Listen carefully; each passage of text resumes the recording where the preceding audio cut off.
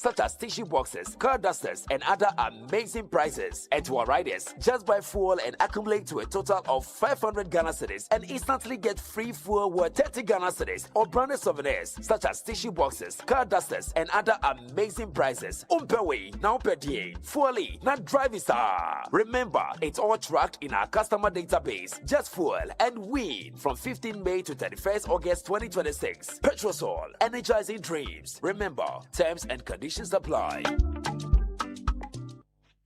When I say ABSA, you say yes. ABSA Banking Team, we go say yes. This 2026 till your jobs but dropping down. Yes, you listening to me right now. I know you get dreams. A work is here. And they work it well. Like me, I want to buy that Porsche car. I've been dreaming of. I move into my dream house. No landlord will send me a bill. Join the ABSA family and let's help you say yes to your dreams with tailored banking solutions from loans, mortgages, credit cards to digital banking and more. Make 2026 the year of yes with ABSA. Your story matters.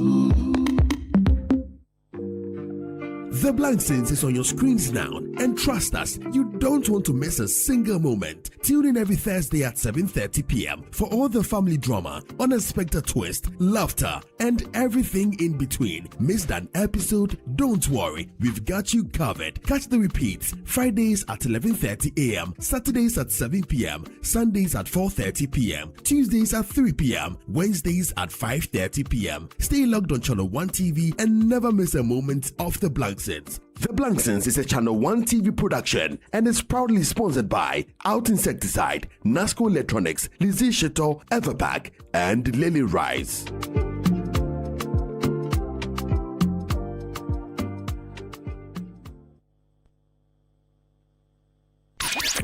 95, 96, 97.3 Citi FM. It doesn't get any better than that. Detailed news, unparalleled coverage. City News on 97.3 FM. Eyewitness News. Be there as it happens. City News.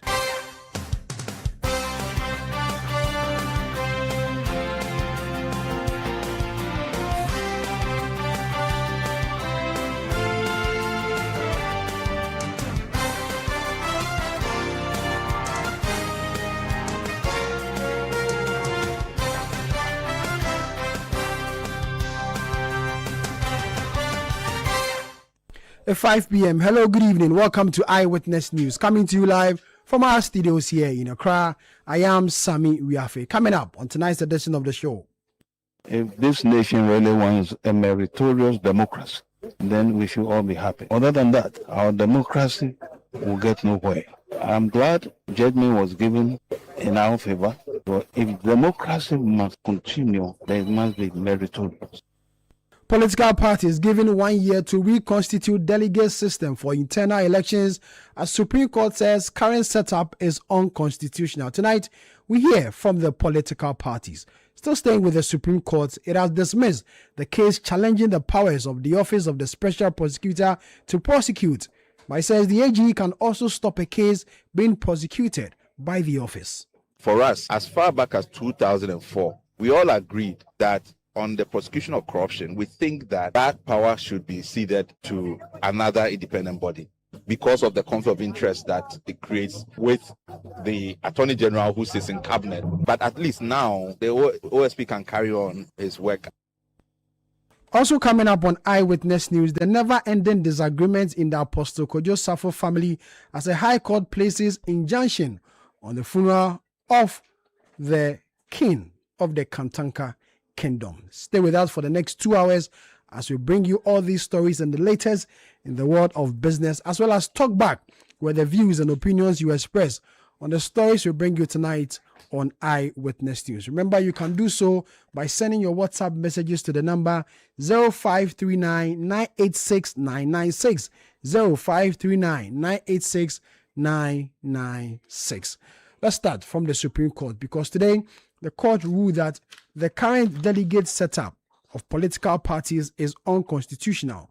The party or the court is asking the parties to within 1 year reconstitute the delegate system for their internal election.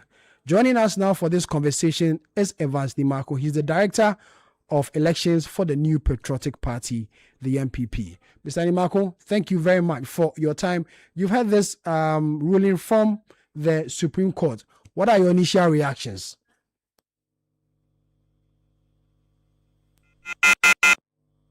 I'm afraid Evans Nimako is not on the telephone line or on the line. He will join for us to have a conversation on this matter. But the news is that the Supreme Court has asked political parties to, within 1 year, reconstitute their delegate system for internal election. The court believes that the current setup is unconstitutional and does not reflect the democracy of this country. What it means is that the political parties must expand the delegate system to allow members in good standing to be able to vote for the presidential primaries and parliamentary primaries in the in the political parties, or the election of parliamentary candidates for the political party. Let's hear from Gary Nimako. He's the director of legal for the New Patriotic Party. Let's wait for the footage to come. All right, that's what I will say for now, because I find it's quite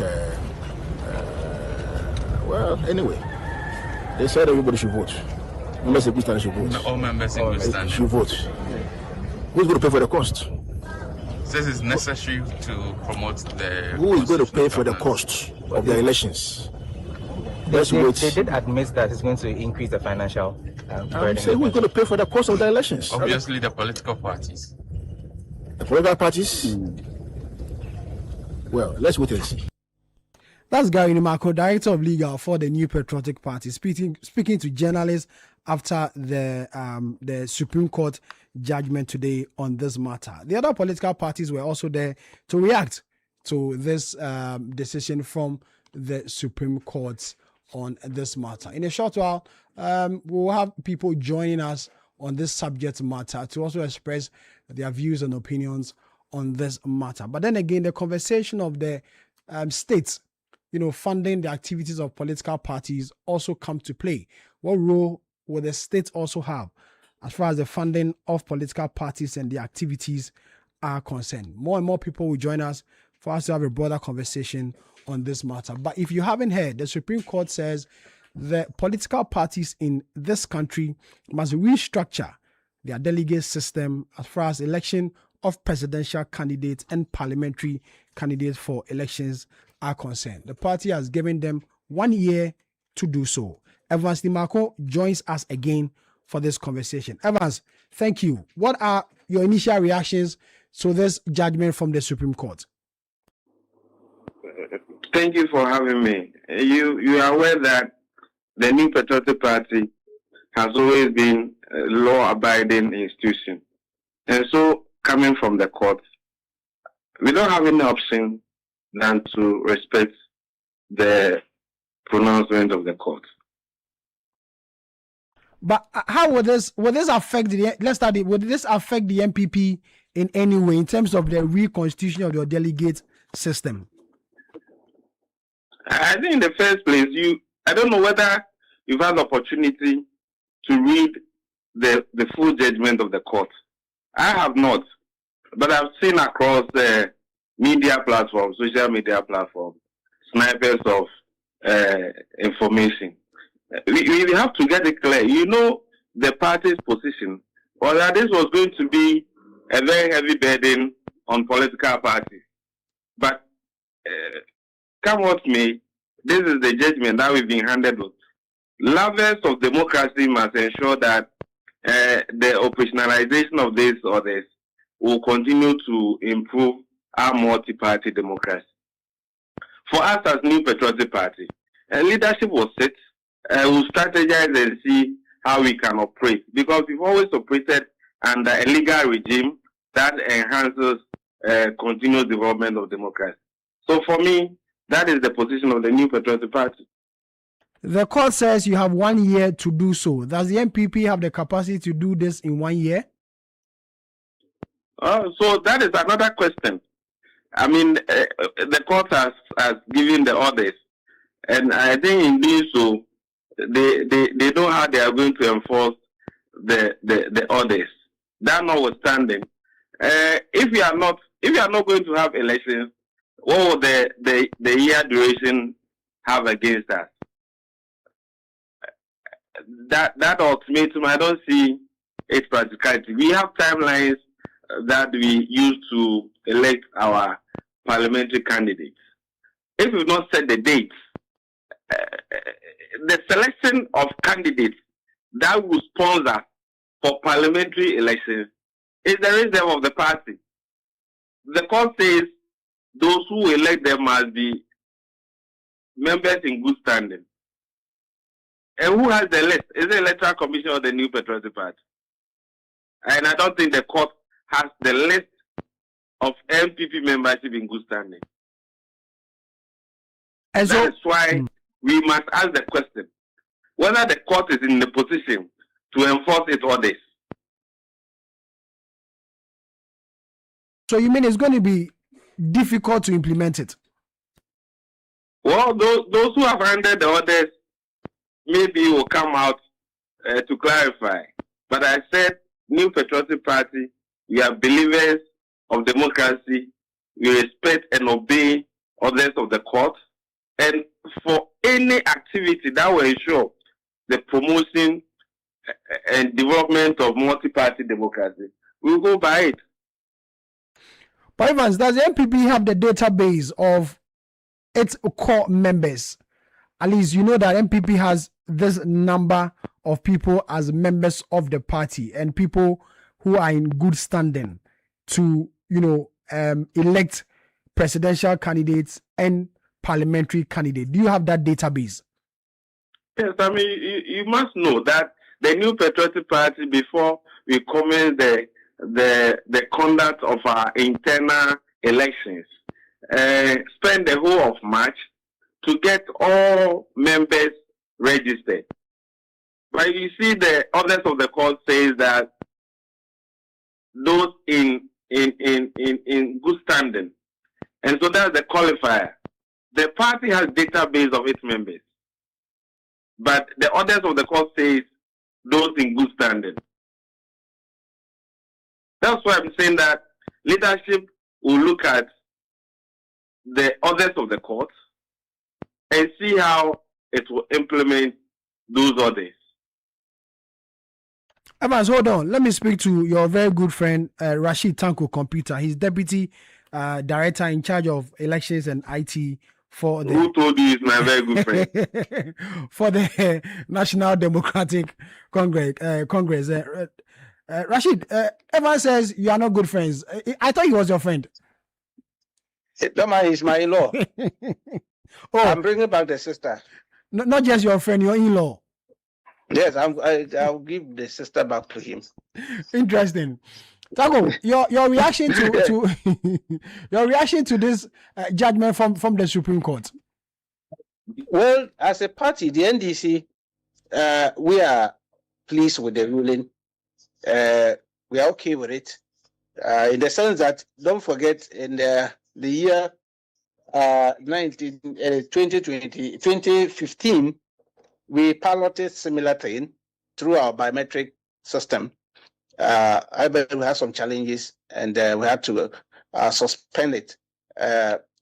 So we have tried it before using our biometric system, but we have some challenges because the way we try to implement it. So, but going forward, we're able to manage our branches very well by introducing the branch registers, where party members will go and register in the branch and take up party membership from the branches.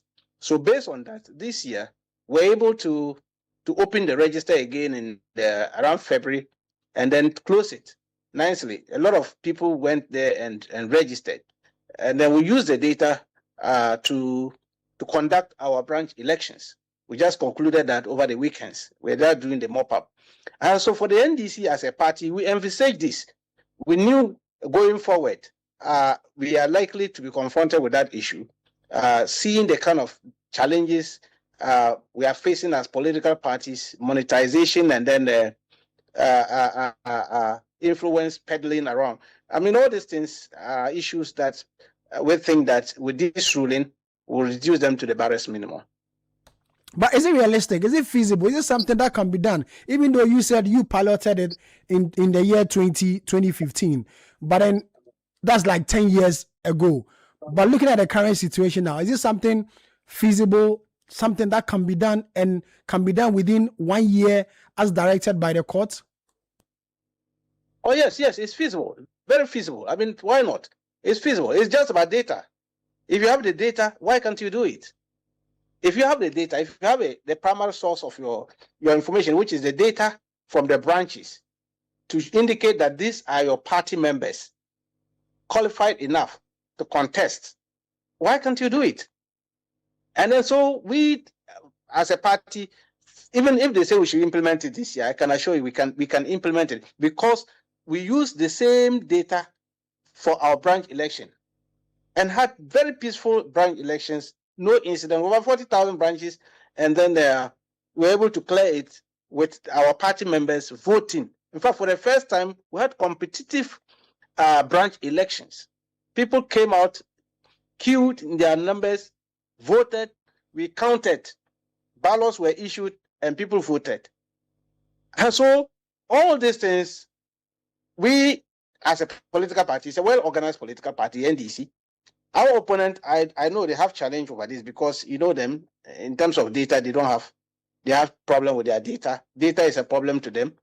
And they're just lucky they had their parliamentary and presidential election in January. Otherwise, I've been wondering how they were going to conduct it. And maybe probably their current candidate wouldn't have won if they had to go and they implement the Supreme Court ruling. I don't think their current candidate would have won.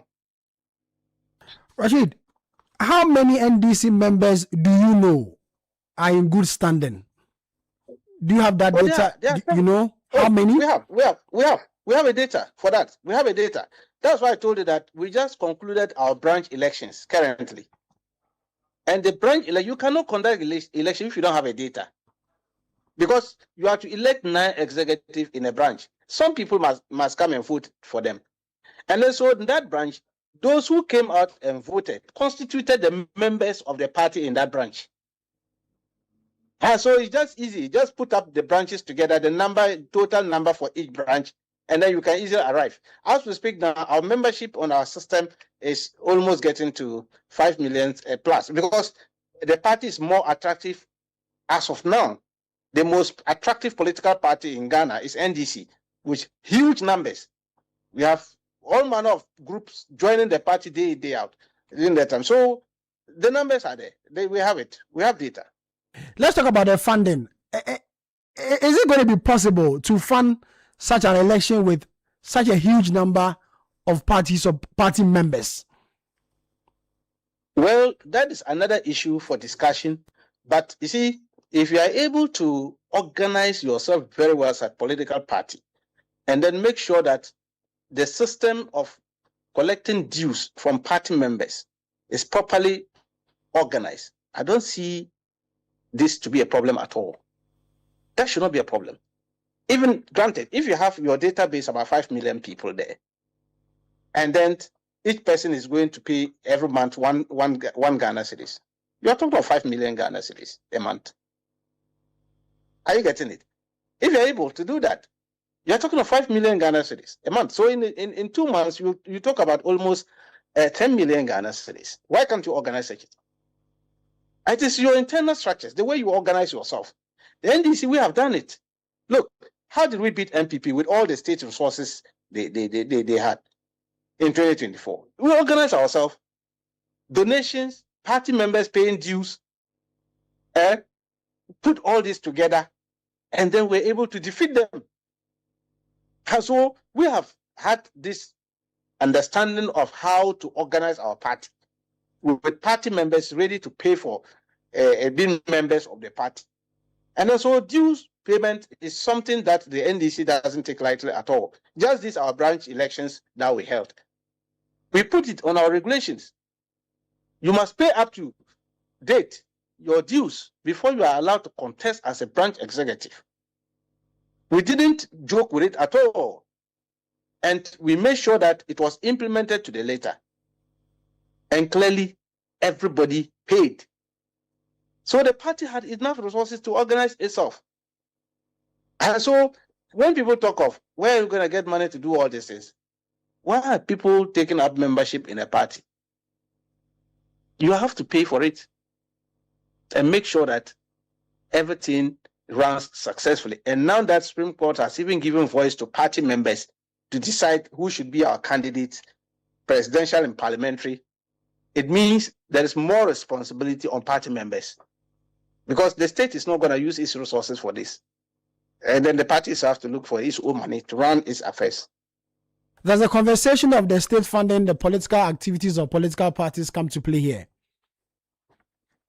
The NDC will not subscribe to it. Why will the state use state resources when we are having a lot of challenges across the country, Accra floods and all these things that are worrying us? Look, educational sector, we're looking for money to end double track. We're looking at health sector. We are looking at a lot of the big push, opening up our road networks across the country. We should stop some of these things and use state resources to go and fund some people, political party. If you are a party and you can't organize yourself, fold up. If they can't organize it, they should fold up. They shouldn't bring that in. That should not be something for discussion at all. Why? Why should the state do that? Look, let me tell you, in 1996, 92 to 1996, the state was trying to help the political parties because we're just building our democracy. And I remember, through the NCC and the Electoral Commission, state gave some vehicles, they were NIVA, we called them NIVA, some small vehicles like that, to political parties then, and then help in training party agents in 96 to 2000. Now we have come of age. We have done all this over the period. We have built our capacities as political parties. And if you are a party, you cannot mobilize internally to run your activities. You want states to do that for you. Then you have no business of even coming to power. And so this thing, I don't think is the best. The country needs its own resources to develop the country. We shouldn't put our hands into consolidated fund and thinking that they should bring out some money to run political parties. Look, we risk the pluralization of mushroom political parties coming out because they know that they are going to get some resources from state. And they will disturb everybody across the country. We must be serious here. A serious political party will mobilize its members, raise resources to run its affairs. And that's what we did in 2024. We didn't get anything from the state. We mobilized ourselves, raised resources, and defeated a ruling government. Hugely, unprecedented margin. And this year, we are doing our activities, internal activities, and all that. State doesn't give us money. And we are running it. NPP, didn't they do their presidential elections and all that? Look at the money they wasted over there. The resources I'm told they were giving saloon cars and fridges and all that to people for votes. Then they have money. And you know that you know that is or is just allegation. Do you know that for a fact or is just an allegation? But you saw it there. Didn't you see it at the park? When people were fighting each other, because of that, some of their candidates have run away from them. Some said they are not going to campaign for the candidate because of what happened and all that. And so, for us, we as NDC, we welcome the ruling. We put our house in order next year. Yes, we already have our data. We are sanitizing the data. And then to make sure that already we have our membership for each branch. And then after that, we'll do our elections, constituency elections coming up in October. Close of October, we should be able to finish the constituency elections. And in November, we'll do the regional. And December, we'll go for national. So we would have gotten the full data by 19th December. We would have gotten the full data of our membership, executive plus party members. We would have gotten the whole data. And then we'll launch ourselves into the next phase of getting officers for the party. I'll go to Evans Limaku shortly, but then Rashid, let me stay with you. In 2015, which you mentioned, you piloted this particular exercise or project, but in 2016, you decide to suspend it because of some challenges. We're told that some of the challenges include getting persons who were not NDC members to infiltrate it. What measures will you put in place to check that this time around, when you decide to implement it, you are not going to get members who are not MPP infiltrate like you had previously? Well, this time we don't even have. We are not opening anything time now. We have closed it already as of February. We started in February. By March, we had finished the registers. Registry of new party members started around February and ended in March. So for now, there is no opportunity for anybody to come in.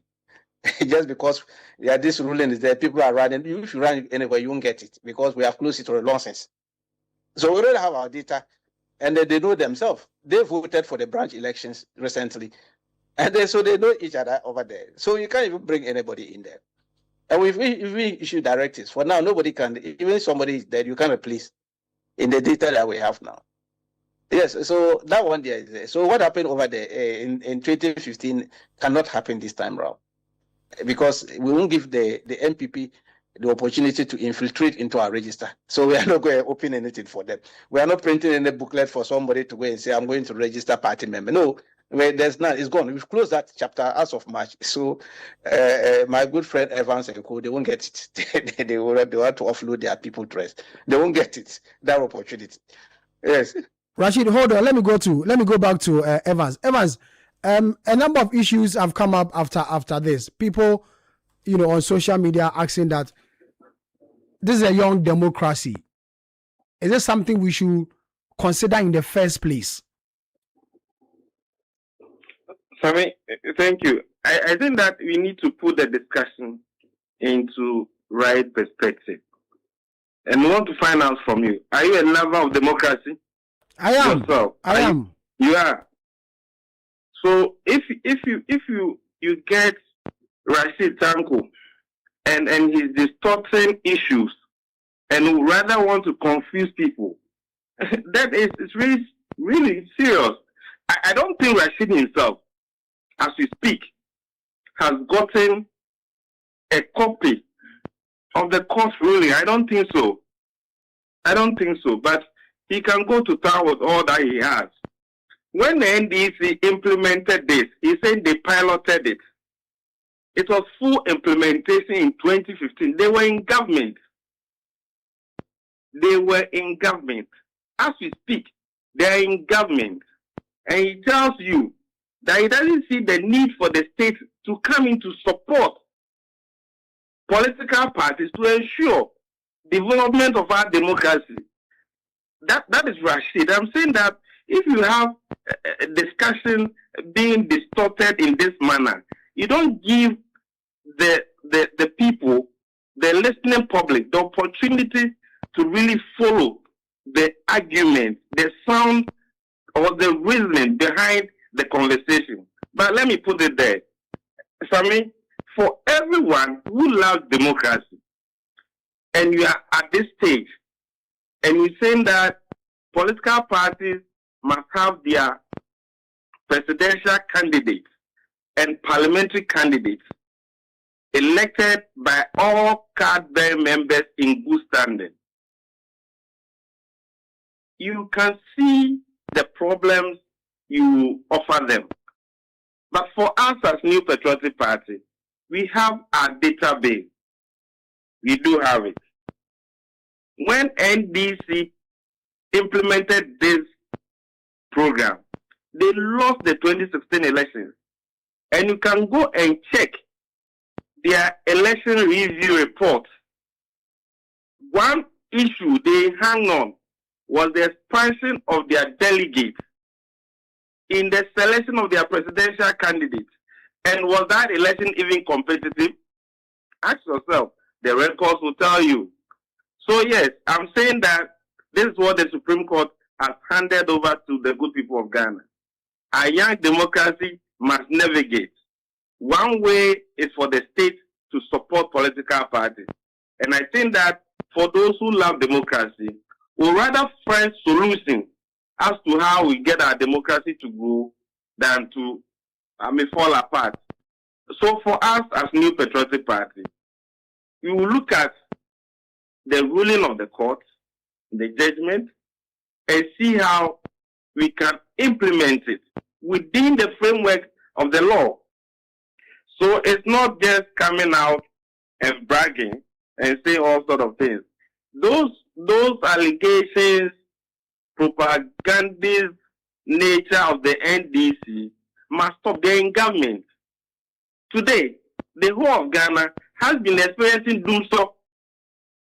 If he has any response, they should tell us how they are resolving it. Thank you, Sammy.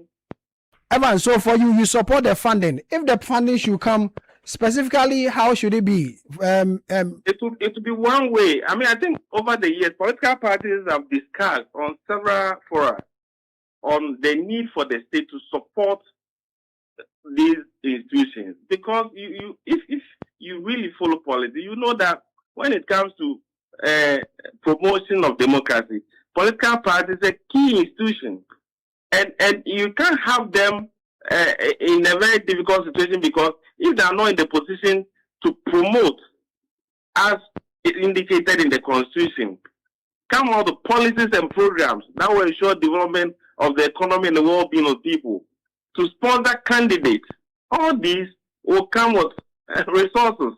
And so now, if the conduct of internal elections alone is going to cost that much, I don't think we have done the figures, you've done the calculation, you've done the numbers as to how much it will cost to sponsor candidates and get political parties to conduct these elections. I mean, look, find out from the Electoral Commission how much it costs them to conduct elections, i.e. district level elections, party elections, national elections. And then you will see this is going to be a mini election. And so it's going to be a whole burden on political parties. And so I'm not surprised that Rashid will today be telling us that the NDC is so well organized enough to raise their own money. Really? We are watching. Evans, the aim of this suit at the Supreme Court was to curb the influence of money in our politics. So if you expand it, the influence will be limited, if not eliminated at all. You think this goal will be achieved? Well, so Sammy, you just don't have to look at the local dynamics. You look at the international dynamics. In the advanced democracies, what has been the case? What is the situation? Are delegates not allowed? Is their democracy not growing? Or is it that you have to have everybody voting? That will enhance democracy. But Sammy, let me also tell you, those who took the issue to court, I can speak to two of them. Professor Frimpong Boateng, a renowned surgeon. He contested elections in the New Patriotic Party. In all the times he put himself there, he lost. The other gentleman, the former military officer, Dr. Nyaho Tamaku, contested elections, regional chairman, he lost. So you need to find out from them what has been their motivation. And bear in mind, NDC is just about to go for their internal elections. And I hope you've been seeing them in NDC circles. There are more questions than answers. I'll leave it there. Taco, I'll pose the same question. The aim is to reduce the influence of money in our politics, especially at the internal primaries. You think this has come at a time when it can help reduce the influence in our internal politics?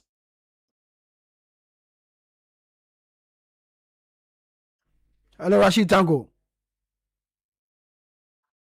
Hello, Rashid. I'm afraid Rashid Tanko is unable to hear us at the moment. We'll try and... So Sammy, thank you for having me. I think that you leave the listeners to also form their opinion, and the discussion must continue. You say that the party is going to meet and take a decision on this. When is that?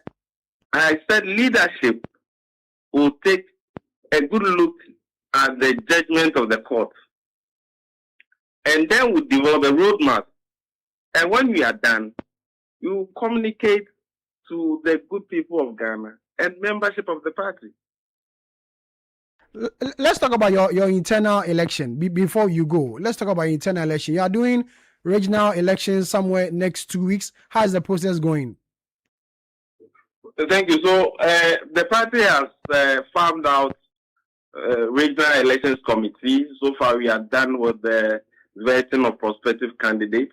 We've been in touch with the Ghana Police Service because all security-related issues will be managed by the Ghana Police Service. As we speak, the EC has communicated to the regional EC bosses. The party has handed over to them photos of candidates who are going to go into this. Their notice of poll will soon come out. The EC will lead the printing of the ballot papers, and venues have been picked across the regions. And we're hoping that between 15th and 16th, the party will have a crop of leaders at the regional level who will steer the affairs of the party. And as you've been told and you're aware, the party has commenced this internal reorganization. And so what we've got into is the election of the regional executive. We are done, you will be aware, the polling station, electoral area constituencies. And we'll get this off the decks, and then somewhere in September, we'll look at the elections of the national offices. Evans, thank you very much for your time. Evans Nimako is Director of Elections for the New Patriotic Party. Let's continue with this conversation. And joining us also is Dr. Jonathan Asante, Executive Director, African Institute of Strategic Studies and a political analyst. Doc, thanks for joining us. Your initial reaction to this judgment from the Supreme Court? Well, Samuel, thank you. Can you hear me? I can hear you loud and clear, sir. Okay. Well, I don't think it is the opportune time to be a member of the Supreme Court. It is a very tedious period for them, because it's like some of these questions and people seeking interpretation, it appears like it's some kind of entrapment. Because you see, when it comes to these political questions, it is not the right time to be a member of the Supreme Court. Be that as it may, they have come up with their interpretation. Whichever we look at it, it is like two sides of the same coin. The point is that they wanted to cure a certain mischief, as it were. One, the monetization of our corruption, which I don't foresee that this particular interpretation is going to cure that. And then secondly, you are looking at a situation where it happens that the general electorate feel this is not the person we wanted you guys to go and vote for, and then the delegate will have done so. So there's that kind of apathy at the general level where people do not in any way support the candidate that the delegate would have elected. And so they also ask for their pound of flesh, that they also be given home theaters, fridges, and so on and so forth. So that is exactly what the plaintiffs intended to cure, and that is the interpretation that they got from the Supreme Court. But on the other side is the problem of particularization. In actual fact, the Supreme Court could have conducted some kind of data-driven analysis, because in actual fact, this particular ruling will end up creating more problems for the minority parties. Because if they are supposed to go by what the Supreme Court has suggested as the constitutional aspect of the interpretation, then it means that they will not have the resources to conduct these, elections. It is even going to be a big problem for both the NDC and the MPP. It doesn't matter whether one is in government or one in opposition. And then the other aspect of particularization, how do you particularize this? It is another thing altogether. The Supreme Court will not in any way meddle in the particularization of that interpretation. Yes, is the fact that, any Ghanaian, who is a member of that particular political tradition has had the opportunity to vote. And then the politicians are now saying that, you must be of good standing. So there is what? A prescription there. There is a qualification process. So it is not fair complaint that because the Supreme Court has given such a ruling, then it means that any member of that political party can have the opportunity to vote. That apart, I'm asking the Supreme Court a question. Can an individual Ghanaian register in this, register for both, register for NDC, MPP, CPP, PPP, and so on and so forth. Because once I'm a Ghanaian, I belong to that particular constituency. You cannot in any way prescribe me from registering and taking part. The other thing too is that people can decide to move to certain areas, register, get themselves registered as members of this particular political tradition, pay their dues and get themselves qualified. At the end of the day, they will ensure that they vote the weakest candidate of the opposing party to contest their party candidate. So I think that in as much as Doc, what about those who make the counter argument that if you go to every community, they know who is MPP, they know who is NDC, and so it will be difficult for an MPP person trying to register to be on the NDC list, because in most of these areas they know who belongs to which political party. I don't think it is that simplistic. I don't think it is that simplistic. We have not matured politically for people to easily identify themselves with this or that. What we do is tagging. And there are many people. Look, Samuel, check. If the NDC is able to chalk over 6 million, right, in the 2024 elections, ask them how many people they have on their register as members of the party.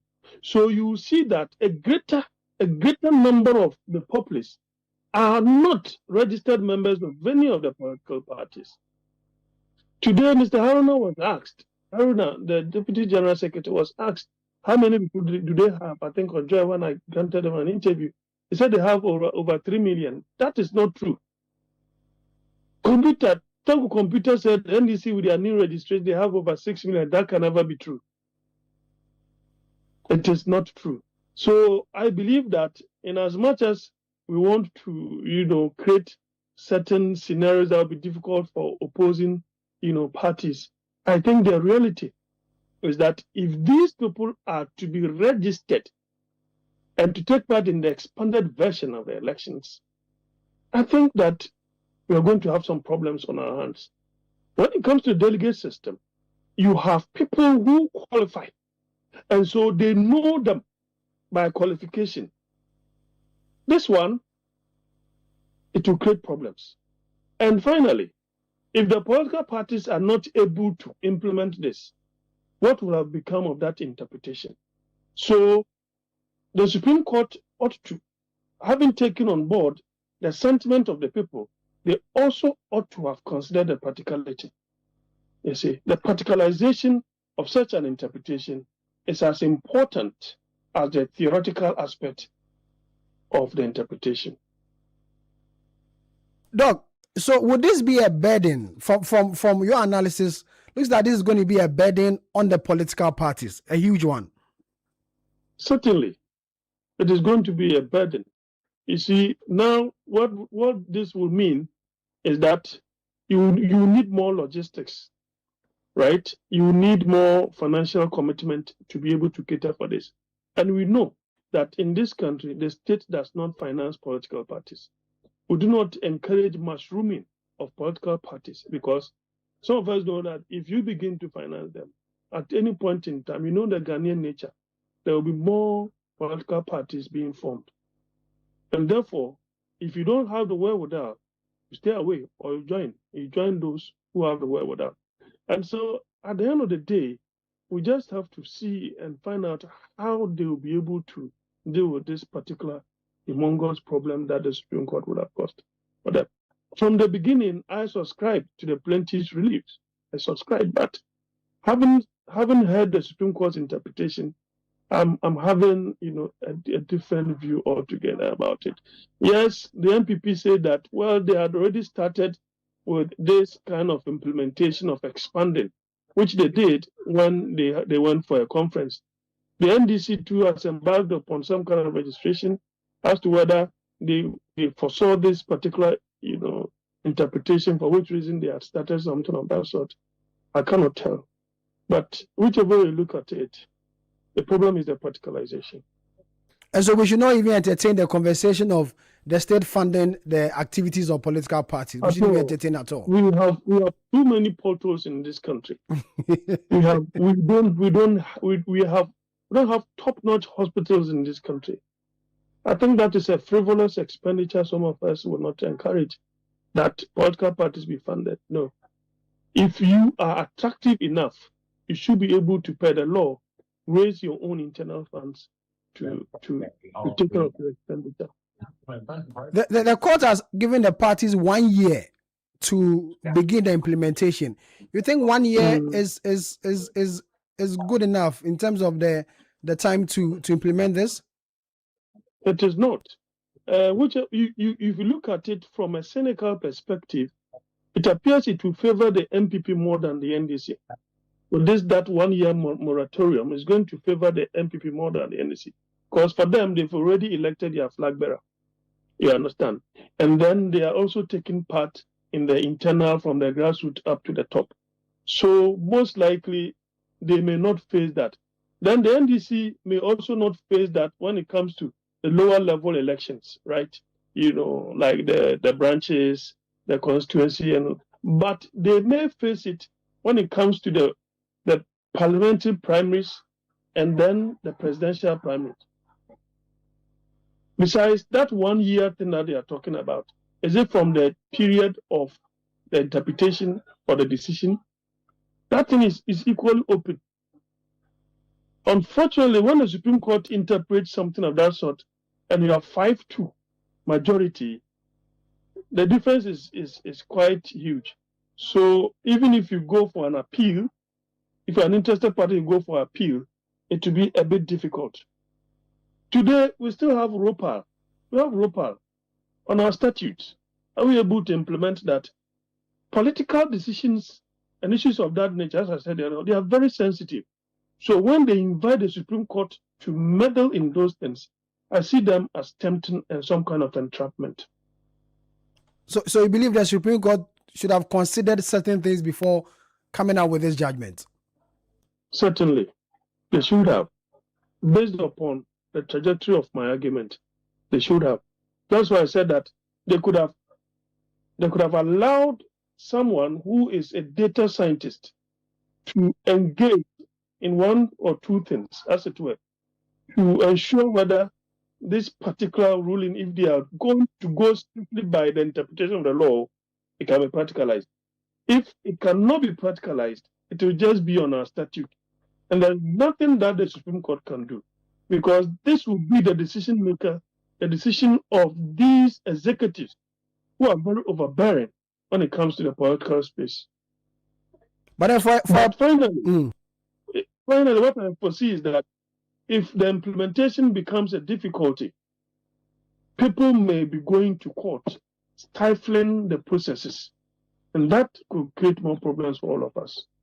But for a political party like the NDC, and which you heard Tanko say, for them, they are ready for the implementation. Even if it's 1 month, they are ready to implement it because they have the resources, they have the data and everything to get it running.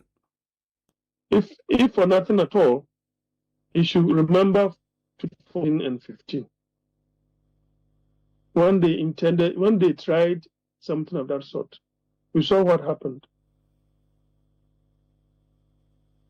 Probably they would take lessons from that, but it is not that simplistic. Doc, thank you. Thank you very much for joining us. Dr. Jonathan Asante-Ochoe, the Executive Director, African Institute of Strategic Studies and a political analyst. This is Eyewitness News coming to you live from our studios here in Accra. We'll go for a break. When we come back, we'll speak to Martin Kwebu, a known voice when it comes to issues of the Office of the Special Prosecutor, because today the Supreme Court also had a judgment on the Office of the Special Prosecutor. Eyewitness News. Be there as it happens. You know that feeling when you're getting ready for work. Your shirt is still crumpled and the iron is just starting to warm up. Or you're late for the wedding and now about to blow dry your hair. Or you have just stocked up meat for the cold store and then suddenly, light off. life just keeps getting paused. But what if your roof, yes, your roof, could keep things running in your homes and businesses? With EcoBank ASAP, you can switch to solar now by getting a loan to buy solar power systems with no upfront cost and easy repayments. Power your life through EcoBank's vetted solar vendors and lower your power bills over time. Take back your power with EcoBank ASAP. EcoBank, the Pan-African Bank. Looking for engineering excellence you can trust? Welcome to Left Signature Limited, driving progress through technology and engineering excellence. From expert electrical engineering design, installation, power systems, renewable energy, automation and control, to reliable data center and managed services, power infrastructure, network connectivity, server virtualization, cloud integration and data security, and cutting-edge software development, custom business applications, web and mobile apps, cloud and DevOps solutions. Integrity, safety, accountability, teamwork. That's the Left Signature promise. And now, introducing the Left Power app. Request for our services anytime, anywhere. Available on the Play Store, App Store, and on the web. Ready to power your success? Choose Left Signature Limited. Visit www.leftsignature.com. Call +233 256 111 811. Left Signature Limited. Engineering excellence for a connected future. You know that feeling. A hospital bill that arrives out of nowhere. A diagnosis you weren't prepared for. A system that seems designed to confuse you and costs that keep climbing. And the stress of not knowing if you are protected. Eden isn't lost. Eden Care was created to give it back to you. Eden Care is health insurance made for everyday family life. With Eden Care, getting healthcare is easy and you are backed by a trusted insurance partner with years of experience. No confusing terms, just complete protection for your entire family. Step back into peace. Step into experience you can rely on. Reach out right now at 059 692 1844 and choose Eden Care today. Eden Care is brought to you by Acacia Health Insurance, a member of the Enterprise Group. Eyewitness News. Be there as it happens.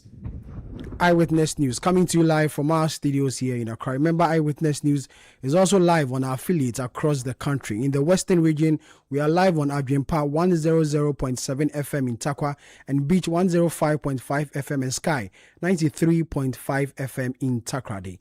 In the Bono region, we are live on Greener 95.9 FM in Sunyani. In the Ashanti region, we are live on Focus 94.3 FM in Kumasi, as well as Orange 107.9 FM also in Kumasi. In the Volta region, hear us on Revival 99.3 FM and VOV Radio 95.7 FM in Hohoi. In the Northern region, we are live on Radio Bimbila 91.9 FM. In the Upper East region, hear us on Quality 88.7 FM in Garu. And also in the Upper West region, we are live on Tonson 97.3 FM. You can join the conversation with your WhatsApp message. The number to send it to is 0539 986 996. 0539 986 996. We'll read those messages during the talkback segment of Eyewitness News. Let's move on to some other story, but still stay within the Supreme Court, because the court has dismissed the case challenging the prosecutorial powers of the Office of the Special Prosecutor. The Supreme Court affirmed the constitutionality of the Office of the Special Prosecutor, ending the legal challenge against the law establishing the Anti-Corruption Agency. In the same time, the court also ruled that the Attorney General's constitutional mandate under Article 89 include the authority to terminate prosecutions undertaken by the OSP, reinforcing the supervisory role of the Attorney General in criminal prosecution. Martin Kwebu is a private legal practitioner. He's joining this conversation on this matter. Martin, your initial reaction to this decision of the Supreme Court?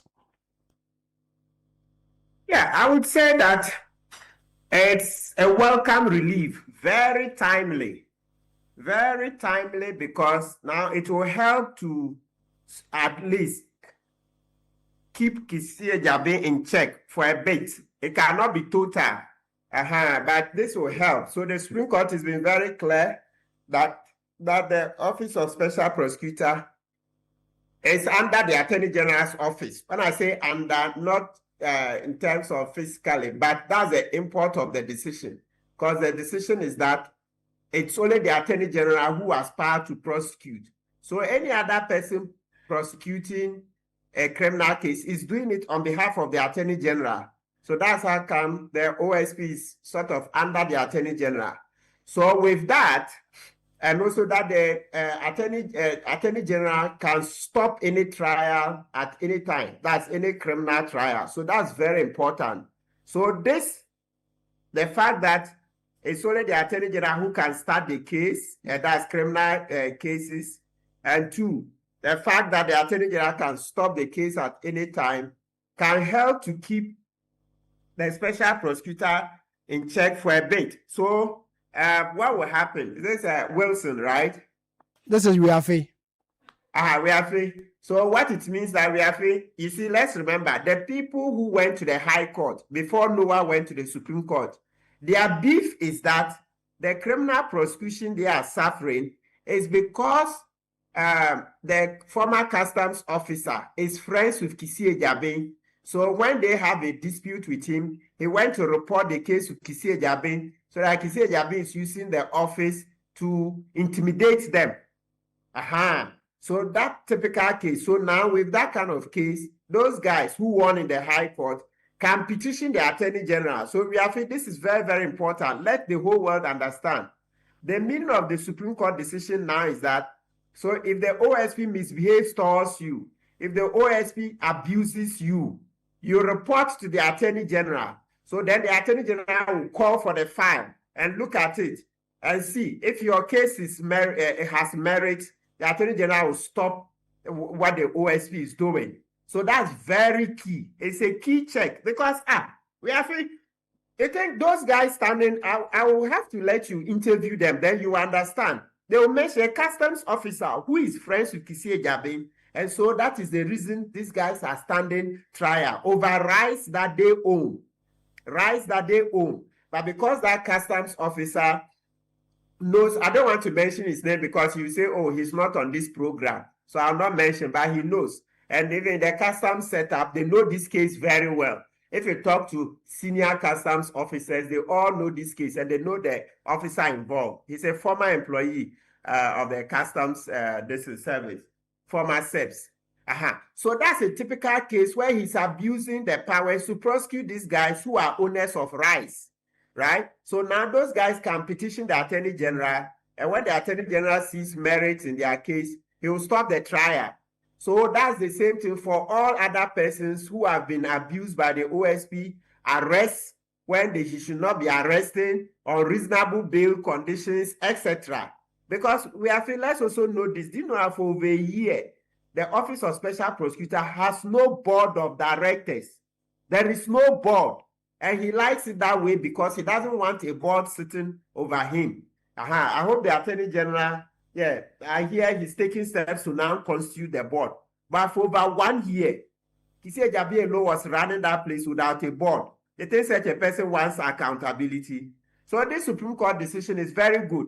But we have the final point on this thing is that, but let's continue the conversation that we want a truly independent Office of Special Prosecutor. So when we are going to do the new constitutional reforms, that must be a part of it. It's not negotiable. I understand tomorrow government will be issuing its position paper on the H. Kwesi Prempeh report. So when they are done, we'll get to know. But that is the main point, that in the new constitution, let's really make the office independent. But we are actually very important what we are learning. We should not just be singing independence for the OSP, but we should equally be singing accountability. So in that law, we need to put in provisions that will show that even when you bring a special prosecutor who wants to aid corrupt persons, he cannot do it. If you bring a special prosecutor who should even be the person to be prosecuted, we can easily do it. So that's the law we need. It's not just independence. If you keep saying independence, you see the bitter lesson we've learned. We're saying that, oh, the Attorney General is an appointee of the president. So he cannot prosecute his colleagues. Then we said we're creating office of special prosecutor, but we didn't want to put in provisions that can keep such a person in check. Look, the one that says you can present a petition for his removal is not good enough. We need to put in place many other measures that can keep in check such a person. So here comes Mr. Jabin. Then Oforiatta is about to travel. Mr. Jabin says so. He went to NIB. They didn't help him. He went to National Security. They didn't help him. All these two institutions say no. He never came there. He didn't seek to arrest Oforiatta. So we have to make a new law that makes us also suspicious of the special prosecutor himself. So what do you put in the law so that when he comes and he wants to play games with corruption cases, the games will not go on? That's the thing. So independence, but accountability. And for these two in a new law. But Martin, how can the Attorney General stop a prosecution he did not start? Yes, that's the law. So it's to stop the abuses. So if they start, like I'm telling you currently, there's a case in the High Court, the one that won. Oswald, what do you call them? The ones that won, the Justice Eugene Nyante decision. So they have a business deal. They imported rice. Long story short, then they have a fight with the former customs officer over the rice. Then he goes to report to Kisi Ejabin because he knows Kisi Ejabin. Then these guys, that's a case concerning at a point they send the vice president's office. No. Then because he knows the special prosecutor, he gets the special prosecutor to prosecute these guys. So once Attorney General finds that the office is abusing the power, he'll just stop the trial. It's very important. Don't play with it. Martin, then you get a lot of people writing petitions to the AG to stop prosecutions the OSP is embarking on. Yes, but if there is merit, he will grant. But right now, as we sit, but Martin, isn't it a danger? Would this not be a danger? Excellent. Yes, potentially. But that's why I said if you compare Dr. Ayeni, okay, Ayeni has a reputation. You check with lawyers, then you check the other persons. They will tell you that on the balance, Ayeni is a more trustworthy person. But because you will not always have Ayeni as the Attorney General, that is why I said tomorrow, government will be giving its white paper. Well, they say they will not call it white paper. Government will be giving its position on the Constitutional Review Commission work. The HPC Prempeh work. And I'm saying that if they don't include that one, we'll continue the advocacy so that the independence of the special prosecutor will be made part of it so that and not just independence, but also accountability of the special prosecutor will be made part of it. So that's why I said the Supreme Court decision is an interim measure. This is interim. This is to solve the problem just for now. But long term, we need to go for constitutional amendment, like the government is about to do. Okay, Martin, hold on. Let me get Mary Ada also on this conversation. She's the Executive Director of Transparency International. Thank you very much, Ma. For the people in the anti-corruption agency, how would you react to this judgment from the Supreme Court? Thank you very much, Sammy. Good evening to you, to your listeners, and to Martin on the other side. For us, the Supreme Court's ruling today is both a victory for the Office of the Special Prosecutor, and it then also substantiates what we have been saying all along. I say so because, one, the Office of the Special Prosecutor, we know, is a statutory body enacted by law, and so we have not contested anywhere in our advocacy in the past that per Article 88 for the Office of the Special Prosecutor is truly independent.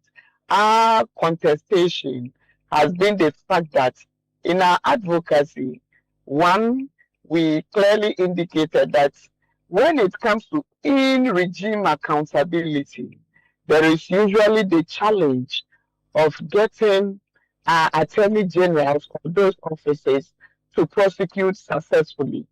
And also the trust of even the citizenry in the fact that these offices would prosecute was a challenge. And so I haven't seen or witnessed this over time.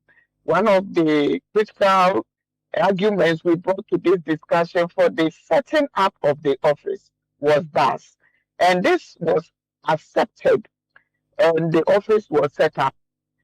And I must commend the former Attorney General during those times for picking this matter. And most of the recommendations we made, they included. And Martin is talking about some of the gaps. We also know that gaps in legislations will definitely exist. And the only thing we can do as we progress is to have revisions and amendments to ensure we have a better system. Again, I say that today we see that the Supreme Court affirmed that the Article 88 for the Attorney General remains the main person to represent or initiate prosecutions when it comes to the matters of criminal offenses and others. But then the substantive issue we are continuing to talk about is that the office of the special prosecutor was given power to prosecute. And today the Supreme Court has affirmed that this office cannot be said to be unconstitutional and should continue to go on and carry out their mandate. So for us in civil society, we believe this was a great win for us. As to whether the issues around nolli prosequi would come up to then become a challenge is also another thing. We have seen that in some instances it has been initiated, but I am very sure that the Attorney General today and whoever will be tomorrow would not like to overstep by initiating and utilizing nolli prosequi just because they want to do so. I'm very certain and very clear in my mind that this will be used responsibly and it will be used to ensure that there is fairness, equity, and justice in this land when it comes to the fight against corruption. Let me again say that for us, the fact that the office of the special prosecutor survives and remains central to the anti-corruption fight is also instrumental for the advocacy we have been holding. And the office will continue to, without going to the Attorney General as a senior prefect, investigate corruption and corruption-related offenses, conduct intelligence and other surveillance work that it's been doing, recover the proceeds of corruption as its mandate gives it, and then also to prosecute cases in related to corruption, asset recovery, and others. So for us, today was a big win for us. And we know that going forward, there will be a lot of work. Let me add that I have mentioned on other platforms the fact that this is the time for the office of the special prosecutor to show that the confidence that has been reposed in it by the Supreme Court today is not in vain, that we would see a lot more action when it comes to investigating corruption and corruption-related offenses, when it comes to offenses that are procurement-related, and when it also comes to issues related to asset recovery. And we know for sure that as civil society, we would definitely also be interested in the accountability question. And again, Martin was very thoughtful when he says that the issue is not the end in itself, because what we want as an end is an independent prosecutorial office that is dedicated to the fight against corruption. And that is what the proposals in the Professor HKP committee did.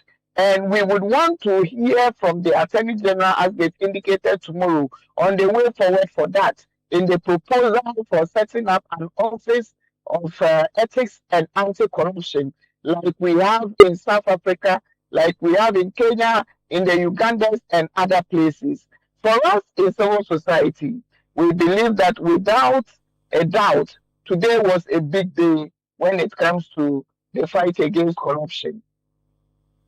Martin, then persons within the anti-corruption space, like your good self, will then say that the OSP is not independent after all, as you wanted him to be in terms of his work. If this ruling or this judgment by the court says the Attorney General can step in anytime to stop some criminal prosecution, then he's not independent after all, as you want or you expected him to be. Yes, that's why. No, Martin, hold on. I'm talking to Mary. I'll come back to you shortly, Martin. I'm asking Mary Ada. So, with from 2017, because I was part of this discussion, I can say for a fact that what we wanted was an alternative until such a time that we have the constitutional review that reviews that article 88.4, which talks about the Attorney General being the sole lead when it comes to prosecutions. And so that is not under question whatsoever. But in the act, we ensure that the office of the special prosecutor can work with those looking up to a senior brother was very instrumental. And we tried in getting that act the way it is to ensure that they are independent when it comes to their decision making and the implementation as well. So for me, they are independent. They don't have to carry their docket like other institutions to the Attorney General's office today for this ruling to seek advice or counsel on the way to proceed. And that for me is what we have originally talked about until such a time we have a different approach to this matter. And I hope that will be soon. Mary, should we just scrap this office? Should we just scrap this office of the special prosecutor? No. We need to fight corruption. You should be asking yourself, the issues we mentioned, they've been resolved since 1993 when we started on this experiment. The fight against corruption being done and effectively so. Do we still have doubts on this main system and how effectively it can prosecute this agenda? Yes. And so for me, the reasoning for having it and grounding and establishing this office still exists. So for me, we haven't gotten there.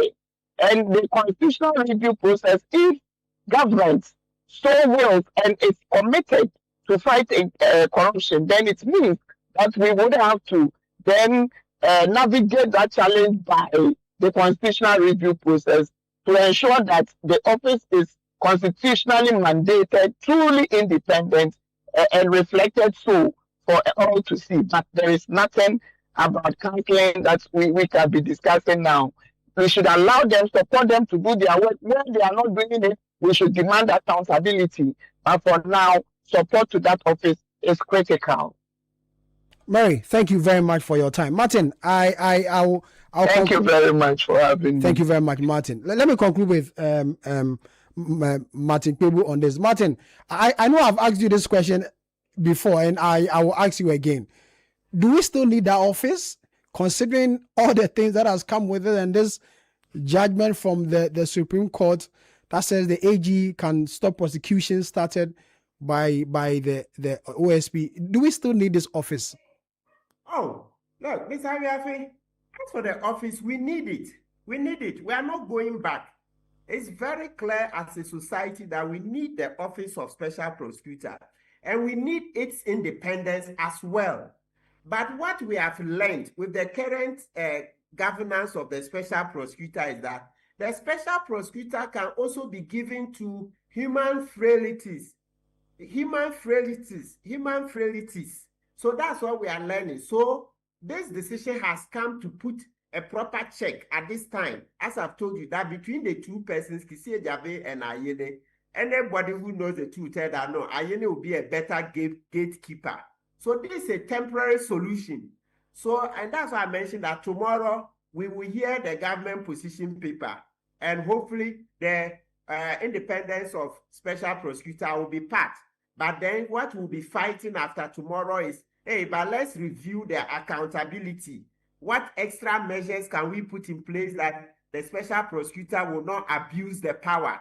Apart from saying, oh, if you have anything against him, present a petition. No, you can present a petition and it can go and hang somewhere. As I talked to you, Mr. Wiafe, when I presented my petition over 150 days ago, more than 6 months now, some persons went to beg President Mahama not to remove special prosecutor.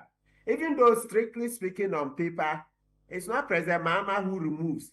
When you send a petition to him, he should send it to the Chief Justice. But if you know the way power works practically, everybody looks to the president to get a cue. Is the president in support, etc.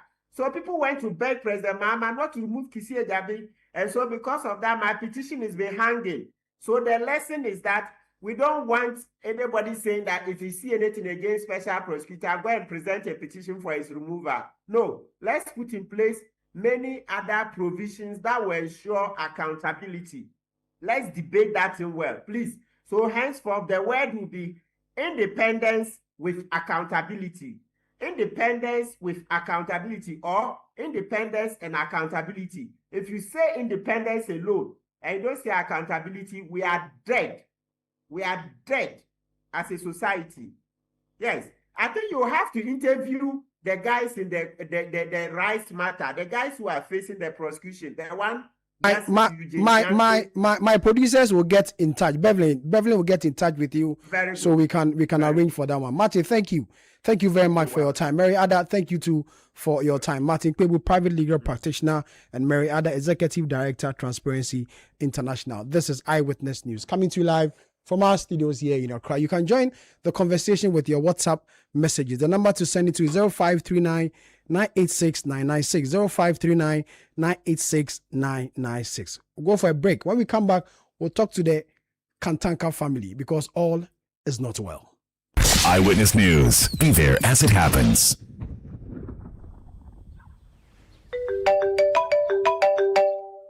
Hello, good afternoon. I am calling from your bank. We are currently experiencing a system downtime, so we need to secure your account. Please, can you confirm your account number and your login details so we can restore access immediately? Yes, your username and password, just to verify. Beware of fraudsters. Your bank will never ask for your login details, PIN or password over the phone. Shine your eye. Spot the fraud. Stop the fraud. This message is brought to you by the Ghana Association of Banks. If you spot the fraud, you go fit to stop the fraud. Make you know they lose God. 30 years ago, MTN arrived in Ghana and everything changed. Now to celebrate 30 years, we are giving back big time. The MTN at 30 promo is here. 9 Toyota Land Cruiser Prados to be won. Over 10 million Ghana cedis in rewards plus so much more. Connect to your everyday hustle on MTN. Make video calls. Browse the internet for business with family and friends. Connect your home to MTN Fiber. Make that money move on Momo and stay ahead because every move counts. Ghana, let's celebrate 30 years of MTN with the MTN at 30 promo. Use more MTN services, build more points, and win big. Dial *530# or visit the My MTN app for more. HR is evolving. Are you ready? Join industry leaders, HR professionals, and business executives at HR Connect Conference 2026 for powerful conversations on transforming HR into a true driver of business growth and competitive advantage in Africa. The theme: from certification to competence, why elevating HR is critical for business growth and competitive advantage in Africa. The date, 30th and 31st of July 2026 at the Labadi Beach Hotel at 9 a.m. daily. Tickets are going for 2,000 Ghana cedis only. HR Connect Conference 2026. Connect, learn, lead, and transform.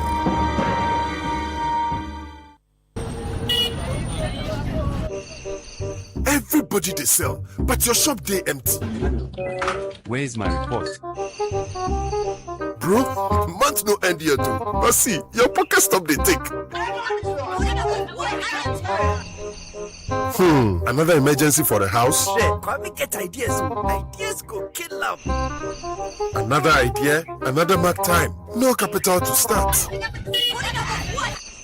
For some people, this silence no be peaceful.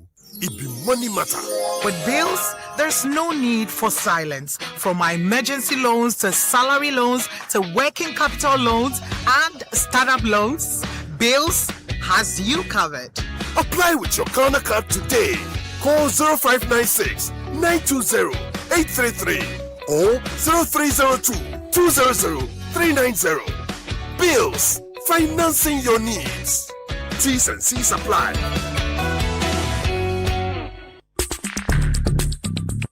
Let your voice be heard on Eyewitness News on Facebook at facebook.com/Citi97.3, Twitter at twitter.com/Citi973, and Instagram at instagram.com/Citi973 with the hashtag Eyewitness News.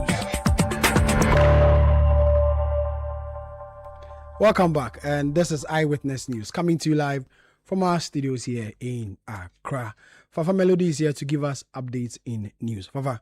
Well, in more news, the Ghana Grid Company Limited has launched a technical probe into the power system disturbance that disrupted electricity supply across parts of the country in the early hours of today.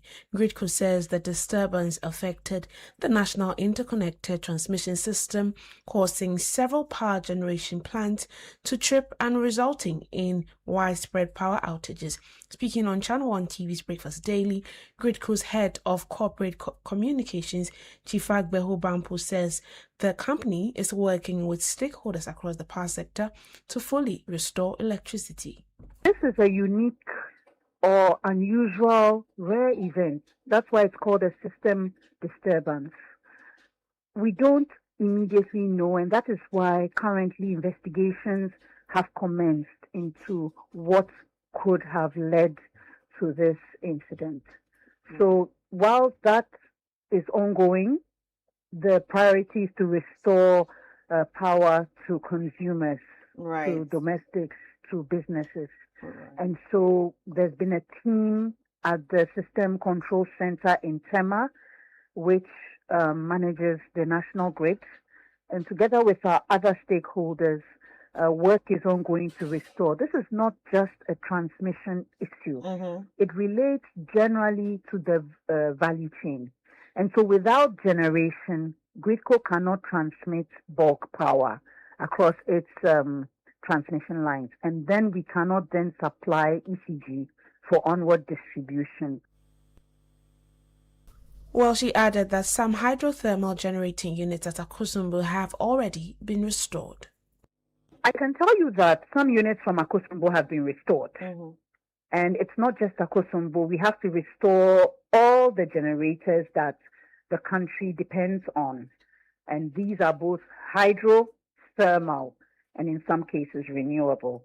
So it's work in progress, and it's been positive so far. So it's ongoing. Agbeho Bampo is the head of corporate communications for the Ghana Grid Company Limited.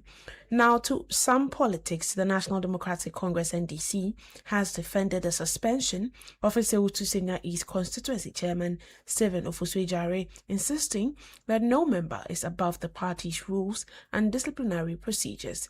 The Esewutu Senya East Constituency Chairman was suspended following recent development within the constituency, a decision that has generated mixed reactions among some party supporters. Speaking to City News, the Deputy General Secretary of the NDC, Mustafa Gbandi, urged party members to remain calm, law-abiding, and allow the party's internal disciplinary processes to take its course. you are suspended pending a disciplinary committee determination, doesn't make you guilty. It simply means that you needed to step aside. That's what the Constitution provides, that in such instances the person should be suspended and the matter referred to disciplinary committee. So the person suspended have to go to the disciplinary committee. They would invite the complainants and everybody, every party, the witnesses, and then make a proper determination. And so my encouragement is that party members must continue to be calm and be law-abiding, because if anybody does anything that is one to that suspension also becomes an attitude or a conduct that breaches the rule of the party will not hesitate to make use of the available tools legally to us. And so we should be calm, we should be law-abiding, we should focus on governance. That is what is important now. We should focus on reorganization. Chairman of Uswajari, as you all know, is an individual who we hold in high esteem, but it doesn't mean that if you are wrong you cannot be punished. You are the Deputy General Secretary of the National Democratic Congress, Mustafa Gbande. Thank you very much, Fafa, for that update in news. Let's continue with our stories. Yesterday, we spoke to the former Member of Parliament for the Dom Kobinya constituency, Sarah Adwoa-Safo, on preparations towards the final funeral rite of Apostle Kwadwo Safo, which, according to Adwoa-Safo, is expected to start tomorrow, continue to Friday, and then the next one will be on the 8th of August, 2026 in Kumasi. But today we are told that an Accra High Court has granted a 10-day injunction or interim injunction restraining the former Member of Parliament for the Dom Kobinya constituency, Sarah Adwoa-Safo, from going ahead with the funeral and burial arrangement of the late Apostle Kwadwo Safo. Let's get more on this. Joining us is the lawyer for the church, which is the Christo Asafo Mission, Nana Kofi Safo Kantanka. Nana, first of all, why did you go to the court?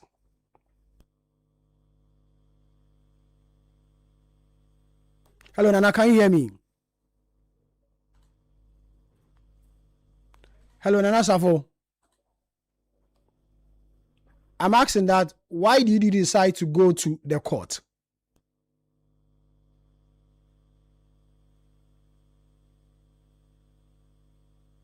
I'm afraid Nana Safo is unable to hear us. We'll work the lines well, and let's try again if Nana Safo Kantanka can hear. Nana Kofi, can you hear me?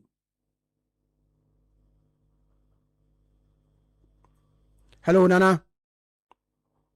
I'm afraid Nana Safo is unable to hear us at the moment. But then the news is that the funeral, which is expected to take place tomorrow, we are told that a 10-day interim injunction restraining the former Member of Parliament for the Dom Kobinya constituency, Sarah Adwoa-Safo, stopping her from going ahead with the funeral arrangement of the late Apostle Professor Kwadwo Safo. The order was granted following an application by the church, which is the Christo Asafo Church, stopping this whole process. Let's try and connect again to Nana Kofi Safo Kantanka. He's a lawyer for the Christo Asafo Mission. Now I'm asking that, why did you decide to go to court? Hello? Can you hear me? Yes, we can. Yes, I can hear you now. I'm asking that, what was the decision behind this court action? Well, the decision behind this court action is premised on the fact that Honorable Adwoa-Safo is not cooperating with the family in respect of the burial and funeral of our late and dear founder, Apostle Kwadwo Safo. That's the whole premise. And the decision was 10 days, is that it? The decision was 10 days, granted by... Yes. It was an interim injunction.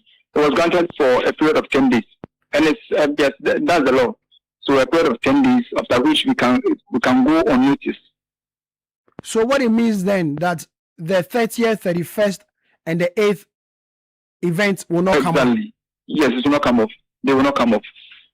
But based on the effects of the order. But we are told of preparations underway in the Gomoa area there for this. We've seen videos and pictures on social media. And if you go to, Citi FM timeline on social media, you see videos and pictures of preparation underway. Is it that they've not been served? Well, all that I can say is that they are doing that at their own peril, because what I know is that transition funeral homes has been served with the order. Yes, and then the bailiffs have also done their best. So if they are doing that, then they are doing that at their own peril, because an order has been given, and if an order has been given, and you know that there is an order, all that you need to do is to comply. So whoever is urging them on, well, after all this, we'll take the necessary step. But now, so you serve transition. What about other parties, or it was only transition that was party to this? No, it wasn't only transition. Honorable Adjust Afotu is a party. And have you served her? Yes, and the buildings have done their work. The buildings have done their work, as far as I'm concerned. So if anything goes ahead tomorrow, that'll be in contempt. Yes, that'll be in contempt. Exactly. Nana, thank you. Nana Kofi Safo Katanka is lawyer for the Crystal Asafo mission. The news is that a court and injunction has been placed on the funeral arrangement for Professor Apostle Kojo Safo, which is expected to take place tomorrow, the 30th, Friday the 31st, and then the 8th of August 2026.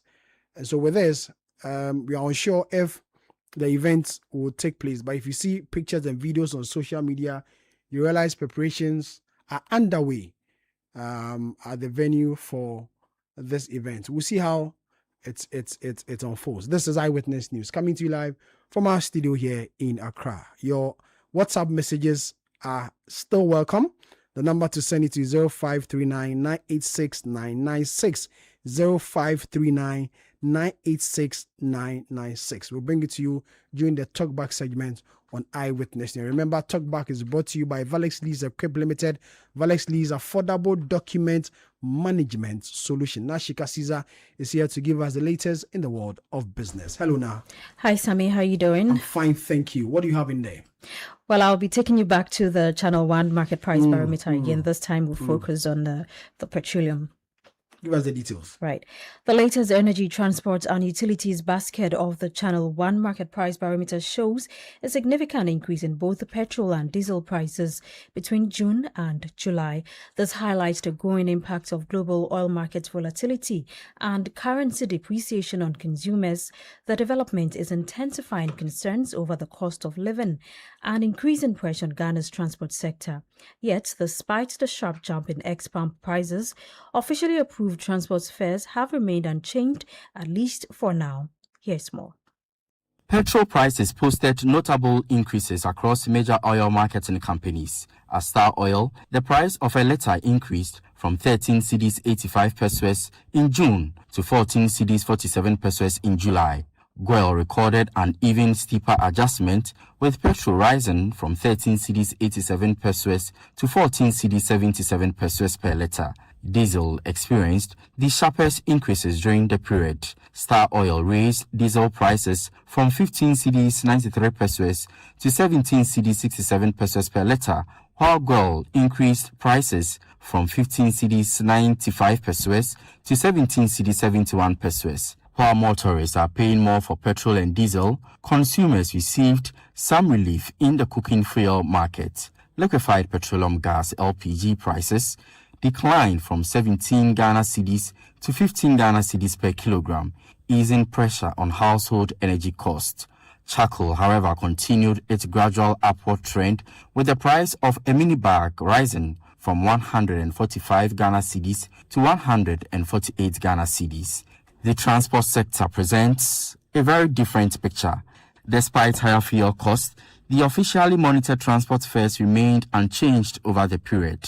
Commuters continue to pay 8 Ghana cedis from Medina to Circle, 18 Ghana cedis from Ashaman to Circle, and 10 Ghana cedis from Kaswa to Circle.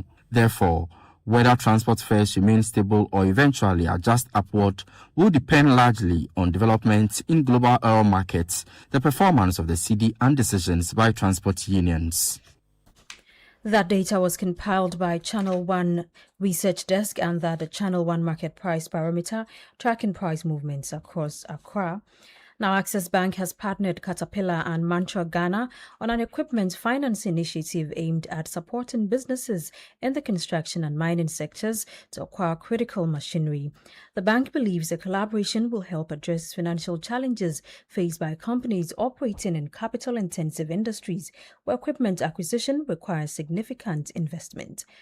Group Head of Corporate Banking at Access Bank, Frank Amegbeji, spoke to Citi Business News on the sidelines of the partnership launch. This is a blatant violation of what our regulatory, orders and what the court has also said. And in my view, again, this is a total show. We see this initiative as a good opportunity for the bank to partner with Caterpillar, Mantra, who has been in Ghana for the past more than 80 years. And we see the construction and mining sector as one of the significant sectors of the economy now. Even with the government agenda of big push deals in infrastructure development. So therefore, Access Bank wants to be part of this initiative to help the ecosystem and the players within the sector to access finance to executing their jobs and their operations. The offer to the contractors is simply strong reliability partner in terms of working capital finance, equipment finance, and other financing needs. We at Access Bank have demonstrated that in the past and will continue to do this, leveraging on our wide group network within Africa and within Ghana as a whole. Frank Amegbeji is Group Head of Corporate Banking at Access Bank. Now, the Ghana Shippers Authority says it is preparing legal action against shipping lines that failed to comply with its regulatory directives. This comes as the business community is demanding an immediate enforcement of the High Court ruling on the approved container administrative charge, as well as sanctions against shipping lines who continue to charge illegal container administrative charges. Here's the Chief Executive Officer of the Ghana Shippers Authority, Professor Ransford Jampo, speaking on the matter. This is a blatant violation of what our regulatory, orders and what the court has also said. And in my view, again, this is a total show of gross disrespect and disregard for the laws of Ghana and for the sovereignty of the country. Yes, so Ghana Shippers Authority, we are working with the stakeholders. We are not sitting aloof at all. We are very much well prepared to go back to court to ensure that those recalcitrant ones have been brought to book. So basically, that is that. It is quite annoying that in public space we have to be tampered in some of the things we see. But the point is that when we've traveled before and we know how businesses are conducted in other people's country. And when we go in Rome, we do as the Romans do. When you go to other people's country, you go by their laws. Professor Ransford Jampo is the Chief Executive Officer of the Ghana Shippers Authority. Moving on, government says it is providing the needed policy and regulatory certainty to ensure Ghana remains competitive in attracting long-term investment into the upstream petroleum sector. According to the Deputy Minister of Energy and Green Transition, Richard Attah-Mensah, converting investor interest into committed capital will depend on creating a stable political, economic and regulatory environment that gives investors confidence. Speaking on the sidelines of the Africa Business Conversation organized by AB and David Africa, Richard Attah-Mensah said Ghana must continue to benchmark its petroleum sector against global standards as competition for investment intensifies. Currently, in terms of the petroleum sector, there's a lot of competition. So you cannot just stick to how you do your things. You have to look at the standards within the global scene, and then also the opportunities that are available to you and what you can do out of it. But as a country, we believe that once we are attracting a lot of interest, as you stated, the interest will translate into investment. How do investments come about? Investment will come out when the terms that you have is favorable to the investor, when even the economic climate is also feasible, when the political climate is also very stable. These are things that drive I've seen. Because for the interest, everybody knows that Ghana has a deposit. But what they want to know is a certainty. So political certainty, the economic certainty, and then the regulatory certainty. This will drive in the needed investment. That was Deputy Minister of Energy and Green Transition Richard Attah-Mensah speaking there. For her part, associate partner at AB and David, Antoinette Lady Aku, called for a relook at Ghana's carried interest in the petroleum sector. Currently, we are having a decline in production, which we need to look at. So, even David decided to just bring this conversation up so that we have people from government and from the industry to sort of talk, have a discussion, and then we bring out the issues about why other African countries. We realize that around Africa, you see Angola, Mozambique, Namibia, all these countries are attracting oil majors and they actually invested. But in the case of Ghana, it's different. They come, they look around, and they leave. So we are trying to have a conversation about how we can have a transformation to get these investors to commit capital. And what has come out so far, and I know that the ministry is looking at it, is that before Ghana's regulatory framework was a bit rigid compared to other African countries. And so the investors did not find it friendly enough to commit. And one of the main issues that have come up is the carried interest for GNPC, government's side, and it seems to be high compared to other countries.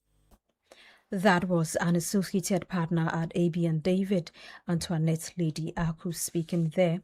Now, Avle Real Estate has unveiled its latest premium residential development, Moonbo, in Labone, Accra, as demand for luxury housing in prime locations continue to drive investment interest in Ghana's real estate market.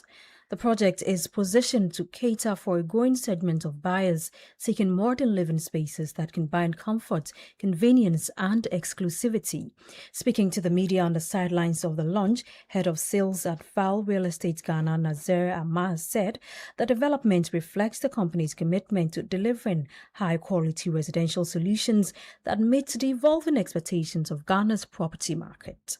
We're here today to launch our 8th project, which is called Moonbo in Labone, and it has studios and 1-bedrooms. But the beauty about this project is we're giving back the clients that is return on time, which is the main theme of our project. And return on time is our ROT. And what that means is with the location, you're against traffic, you're counter traffic, so there's no rush hour for you. And we're giving you something special that is all the amenities available. That includes mini mart, pharmacy, rooftop, and an ocean view on the rooftop with a swimming pool. Absolutely. Right now we are launching with just a reservation, and if you do your deposit by Friday, you will get a fully furnished unit. So as soon as we do your delivery and handover, you're renting out the unit or you're staying inside and enjoying the amenities. That was the head of sales at Avle Real Estate Ghana, Nazir Ahmad. Now, 10 commercial drivers have been rewarded under MTN Mobile Money's Ride with Momo campaign as the company steps up efforts to promote digital payment in Ghana's transport sector. Chief Commercial and Operations Officer of Mobile Money Fintech Limited, Abdul Razak Ali Saka, said the beneficiaries qualified after receiving at least 20 mobile money payments for rides within a week. He added that more than 500 drivers have already received free 1 gigabyte data bundles under the promotion. We launched the initiative 3 weeks ago where we promised all riders to continue to accept Momo and for them to be able to take part of this promotion to win some rewards to help their businesses. Today we are here to reward the first set of winners. Obviously, to qualify, you need to do 20 plus. You need to receive 20 plus payments for your ride within a week. And by doing that, you qualify automatically to get 1 GB from us. Currently, there's over 500 people, or drivers or riders, who have received this 1 GB from us. Today, we are here to award the first top 10 winners for the week. We will be awarding another 20 within the cost of 2 weeks to go. The promo runs for 3 months, so every week there will be another 10 that we award going forward. There are also monthly prizes where the top driver or rider will receive 1,000 Ghana cedis. And then obviously there is a grand prize as well at the end of the promotion, which is in 3 months' time. Chief Commercial and Operations Officer of Mobile Money Fintech Limited, Abdul Razak Ali Isaka, speaking there. The rewarded drivers expressed appreciation to MTN Momo for the initiative, saying the campaign will encourage more drivers and passengers to embrace digital payments. Yesterday I was there, then MTN called me, and I was really surprised. I thought it was this kind of scammers, because at times they do call. So they call, and I realized that it's an MTN official number. And they said I'm part of one of the guys who have been doing Momo frequently. So I should come to Accra Mall today and come for an award. So that is the reason why I'm here today. Sometimes some people try to ambush you on the way, like robberies and the lives. Sometimes they do attack us. So I think Momo is good. Well, Momo is good. That's good. So I'm very, very happy with the use, and I encourage other riders to do that.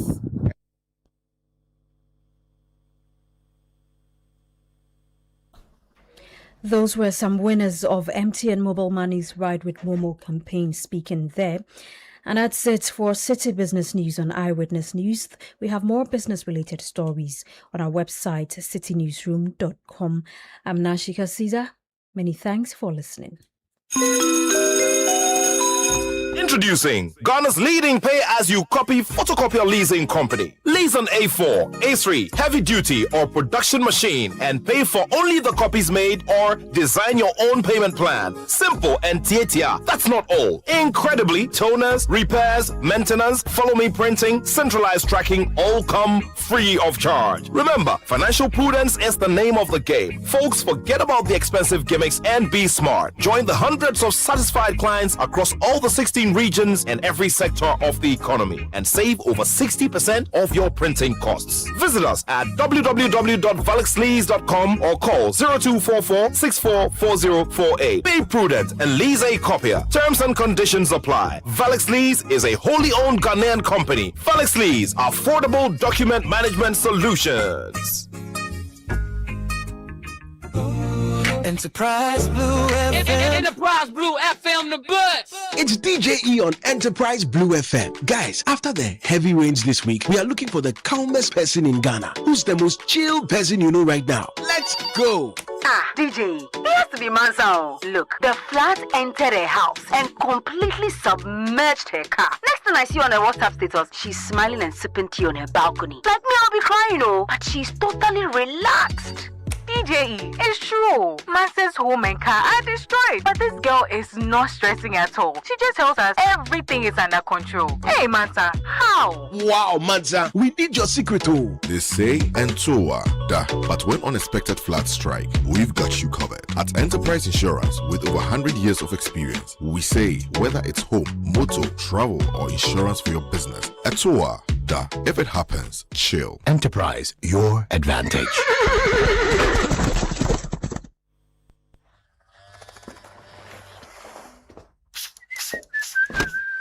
Charlie, trim I'm nice. I get some serious meeting. Allah, motion. But Charlie, no credit today. Oh, but you relax. Momo day. Hey, what funny. Yes, so I borrow small, sort myself out, I pay back. We move.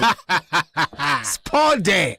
Charlie, you sure say you they pay back? Yes, so that anytime somebody else they need them, Momo day. Be like I for can't borrow some more. Hey, you this boy. Don't go there and disgrace yourself. Allah, motion. Responsible borrowing be the real flexo for today's needs and tomorrow's dreams. Borrow, sort them, pay back. Momo day. Eyewitness News. Be there as it happens. Welcome back. This is Eyewitness News coming to you live from our studios here in Accra. It's now time for Talk Back. And remember, Talk Back is brought to you by Valex Lease Equip Limited. Valex Lease affordable document management solutions. If you send your WhatsApp messages in, it's now time for us to read it out to you. Let's start from We the People in Oyarefa. It says, if I may ask, why did the apex court of the land have to wait all this while before making this pronouncement? We the people in Oyarefa. Aka Paul in our form says the new directive from our Apex Court will go a long way to enhance our grassroots democracy. It will make it extremely difficult for corrupt politicians to buy their way into leadership. Those of us who do not have the financial muscle to contest primaries can now do so, as a great barrier is now removed. We are grateful to our court. Fred. The Supreme Court's 5-2 majority decision to abolish the delegate system is a step in the right direction. Every registered party member in good standing should have the right to participate in all internal elections. This will strengthen internal democracy, promote fairness, and significantly reduce vote buying in the election of party executives and presidential flag bearers. This is Anafeneku who sent this. The next one says, the court should have looked at the implementation of such a decision financially. Even in America that has operated democracy for years, they still vote based on electoral college system. The college represents the members. This is from Boatin from Ekropon. We go to a mail in Akwemufie. He says, the Supreme Court has deepened democracy. Monetization would be reduced. Becoming a delegate is even an appointment. Our democracy has won. This from a mail. Okay, Jones Adoboy Ila Fred says the Supreme Court decision can only work in theory, but very difficult in practice. With regards to the Ajua Safo and siblings, they should hold the fire and bury their dad in peace. About Papa about Jones Adoboy Ila. Joseph Asokore says, fantastic the monies that used to buy. Fantastic. The monies they used to buy delegates should be used for the party structures to better the lives of party members and delegates cocoa season. Now the floodgate is open. Fred. Daniel from Sandema says the ruling of the Supreme Court abolishing the delegate system for electing parliamentary and presidential candidates is a step in the right direction and a significant boost to our democracy. If the NPP cannot comply with this straightforward directive of the court, then it has no business participating in our democratic process. Daniel from Sandema. Supporting the court's ruling is vital to transform our delegate system to empower all card-carrying members to vote in primaries. This change ensures fairness and inclusivity, allowing every member a voice in candidate selection. Strengthening democratic participation would lead to a more representative and engaged electoral process. Let's advocate for this essential reform. Wills Yoga from Abutiati in the Volta region. One from Nawani Fuad says, I support the ruling of the Supreme Court. This from Fuad sending us that message. Abi National Inwa says, I am a member of the National Democratic Congress, the NDC, but I don't support this ruling. In fact, it will give us a lot of problems because what we experience on our basically trying to say that what you experience is not the best. Okay, Abi National Inwa, thank you very much for that message. Let me take another one before Fred comes. He says, this will eliminate the so-called delegate system where these guys usually get cocoa season. It will give everyone an opportunity to take part in the decision-making process in selecting their leaders, especially positions like national and regional leadership. These positions are not to be left in the hands of party members to decide. As for who our party members can pay dues, and part of the dues can be used to fund the election. If you call yourselves a political party and can't fund your internal elections, then you have no business to continue as a political party. From Tafamba David in Chebi. This one says, please tell the MPP man that if they can't fund their election, then the best thing to do is to dissolve the party. Isaac from Kaswa Iron City. Cornelius in Sunyane West constituency in the Bono region says the Supreme Court has to come out with this decision louder. It left with the two bigger political parties to go by to disallow vote buying. I wish the Supreme Court would come out clearly with the word good sound with the word good and sound as a criteria. This is Cornelius from Sonyane.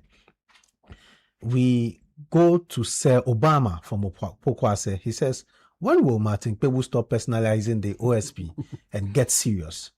You would hear from his commentary that he's still bitter about his arrest by the office.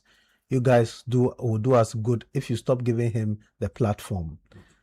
This is from Sir Obama in Pokwase. Jones Adoboy again says, I'm happy the OSP power to prosecute has been banned from the Supreme Court because the OSP, in spite of everything, is playing very important role in our democratic dispensation.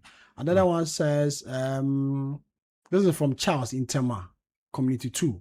It says, I don't support the funding of political parties. The reason being that political parties proceed as private grouping before a contest and wins power to form a government, where the generality of our taxes are collected and used to govern the country.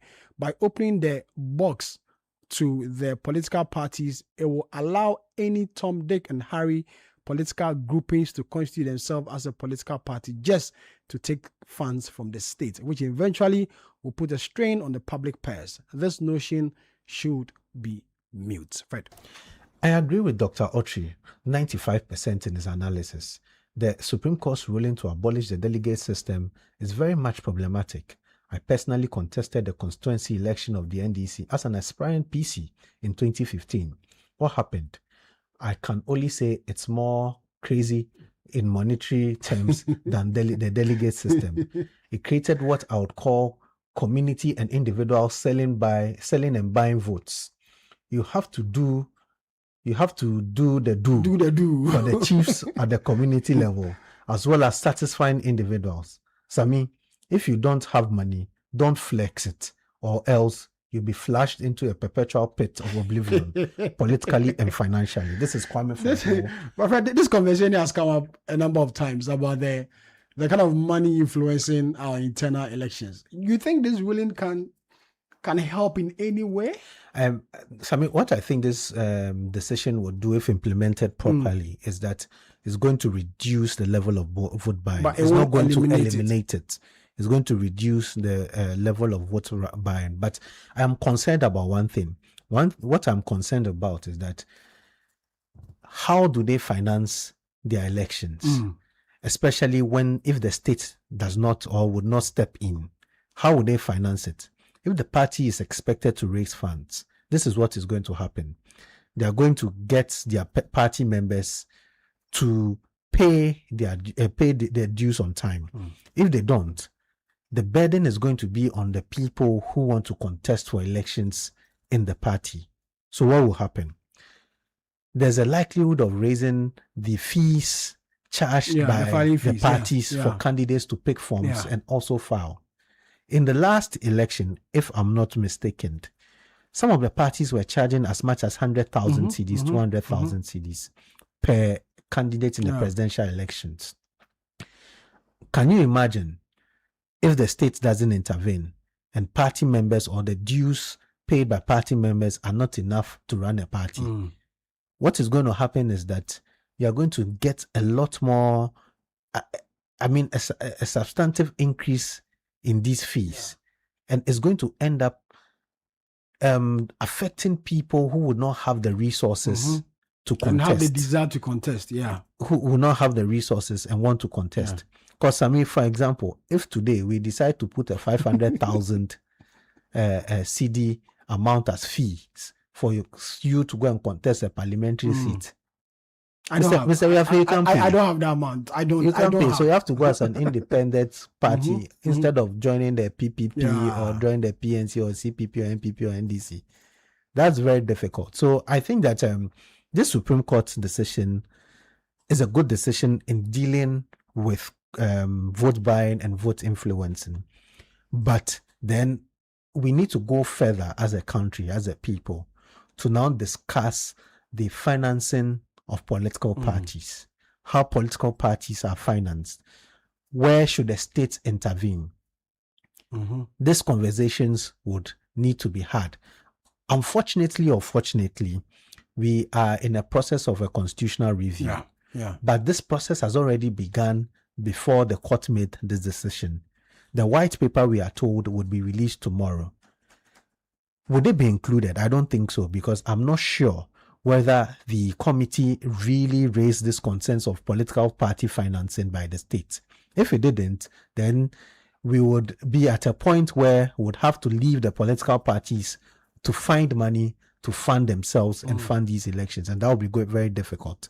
So I think that is a good step, but we also need to really look at how we are going to run these elections to ensure that there's enough money for the political parties to hold such elections. All right. Baba Chairman in Tamale says the ruling of the Supreme Court will go a long way to strengthen our democracy, even though many political parties will struggle or fall along the way. Another one says the real problem we have is that the real problem we have in our part of the world where public officials owe allegiance to the appointing authority and not to the state. Many of us hold the view that today's ruling is a setback in the fight against corruption. What is the essence of having a special prosecutor whose cases can be terminated at any time? When Donald Trump wanted to contest Joe Biden in election 2020, the first to strike out the case was one that he himself appointed. But in Africa, the level of the conscience of the public officials is minus ... That is why we are facing the kind of issues we are facing in this country. Fred. This says, how can a de facto boss of the OSP be appointed by the politician and you expect same office to check and punish the politician for corruption? This is an absurdity. That must be corrected before we begin the conversation on fighting corruption. To effectively erase corruption from the legislature, executive, and judiciary, decoupling the OSP from the dominance of the politician is a panacea. Yakubu Mohammed from Wale Wale. This one is from Peter from Koko Village in Tema. He says the Kantanka family should respect the old man's legacy and wishes and have their differences and issues resolved in order to give him a befitting funeral. The great Kantanka deserves better. The Supreme Court's ruling on delegates voting is good news to Ghanaians, but MPP won't agree to this and it's planning to go for a review. On the great coal power tripping issue today, the energy minister and the NDC government must see some sabotage in it. They should watch out for opposition elements. This is from Francis in Accra. I think that Greco themselves came out to explain what exactly happened. Let me take the last one and then we check out of the studio. The Supreme Court today's ruling on the powers of the special prosecutor to prosecute is a win for democracy. The special prosecutor should investigate and prosecute corruption and corruption-related cases, while the Attorney General keeps an eagle eye on him for accountability. Excellent judgment. Suleiman Smiler from Takwa. Thank you very much for your WhatsApp messages, and it was brought to you by Valex Lease Equip Limited. Valex Lease, affordable document management solution. That's how we end today's edition of Eyewitness News. That came to you live from our studios here in Accra. My name is Sami Wiafe. You had Fred Tetejabano helping us with Talk Back. The show produced by Kwabna Wilson, Bevan London, and Julian Odami with technical assistance from Desmonyako. Till we come your way again tomorrow, may the good Lord be with us all. City News. We speak